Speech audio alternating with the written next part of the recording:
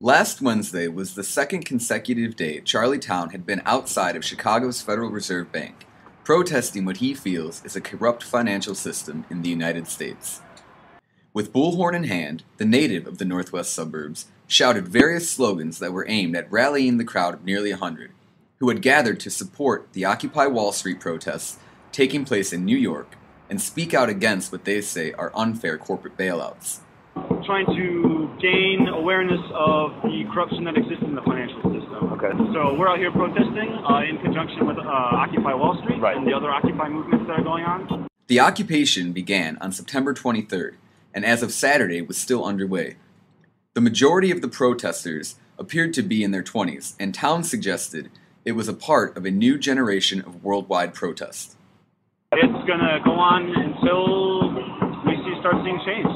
People here are very, very passionate, very, very aware in the lake of what is going on in the reality that we're in. For real, this is the beginning of a revolution. Okay. I mean, this is revolution here and now.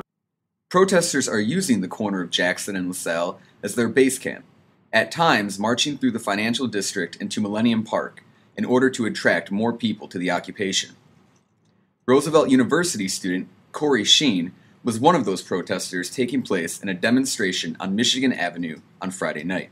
The demonstration behind me is to create awareness of the political situation in our country, to tell the Federal Reserve to get off their rear ends and create jobs, get American people back to work. Andrew Monganis, a student at the Art Institute of Chicago, said protesters had to move their personal belongings after Chicago police began enforcing a law that prohibited personal belongings on public property. They gave us an hour to move 6 days worth of accumulation of goods. Various forms of social media are being used by protesters to organize daily itineraries, coordinate slogans, and synchronize other strategies. One of these slogans, "We are the 99%, sums up the protesters' argument that large corporations are at odds with the majority of Americans. And then I hear people constantly, usually from the right, talking about we got to help out small businesses. Well, I'm a small business owner. They're not helping small businesses. They're helping multinational corporations.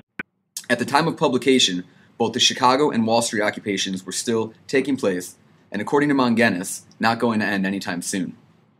The demonstration is going according to plan. The numbers are growing every day. This is an occupation no matter what they try to make it seem like. And we're certainly going to be here. This is Jonathan Samples, Roosevelt Torch News.